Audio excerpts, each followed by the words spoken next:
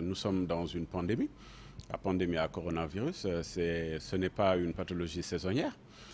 Donc on sait que nous allons vivre avec le virus pendant plusieurs mois ou plusieurs années.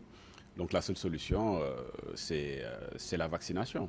Or la vaccination aujourd'hui suit un protocole codifié dans l'industrie pharmaceutique qui passe des essais précliniques en laboratoire et chez les cobayes aux essais cliniques chez l'humain. En général, c'est 8 à 9 ans, allant jusqu'à 12 ans en moyenne. Mais la réalité des faits, c'est que la pandémie ne nous permet pas d'aller jusqu'à ce stade. Et le travail qui a été fait par l'industrie pharmaceutique a permis d'accélérer donc les différentes phases, que ce soit la phase d'innocuité, que ce soit également la phase d'immunogénicité, mais également la phase 2B.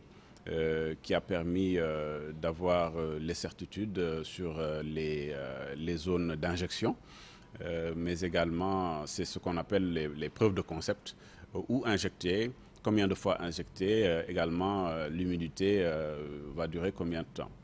Naturellement, aujourd'hui, on ne peut pas donner de preuves sur l'humidité va durer combien de temps, parce que c'est le temps qui va nous permettre de le savoir, et la pharmacovigilance sur la phase 4. La phase 3 maintenant, c'est la phase d'efficacité. Mesure efficacité-risque, naturellement. Et toutes ces phases-là sont derrière nous aujourd'hui.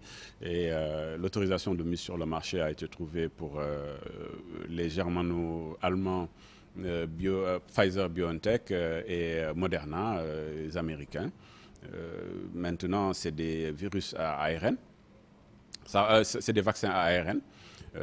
Fait par génie génétique. Il s'agit d'utiliser ce qu'on appelle les nanoparticules.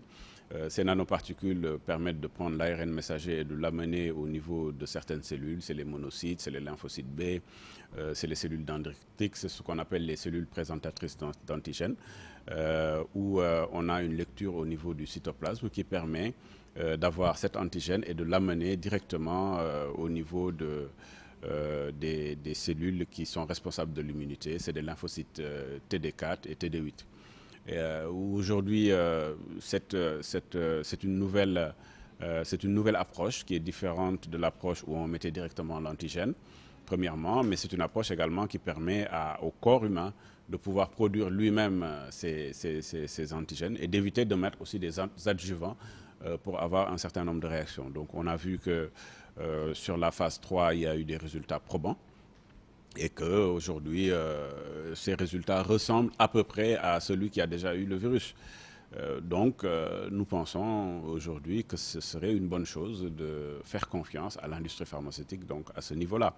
Maintenant, on ne peut forcer personne à avoir recours à la vaccination, à être vacciné.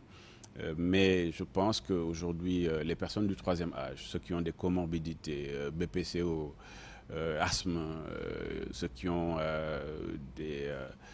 tout ce qui est maladies non transmissibles, des cancers, des problèmes rénaux, des problèmes de foie, des problèmes également liés à l'endocrinologie, le diabète, l'hypertension artérielle. Donc celles et ceux qui ont ce type de problèmes, le corps médical, donc ceux-là devraient pouvoir déjà commencer à faire partie des cibles pour ceux qui acceptent bien entendu la vaccination.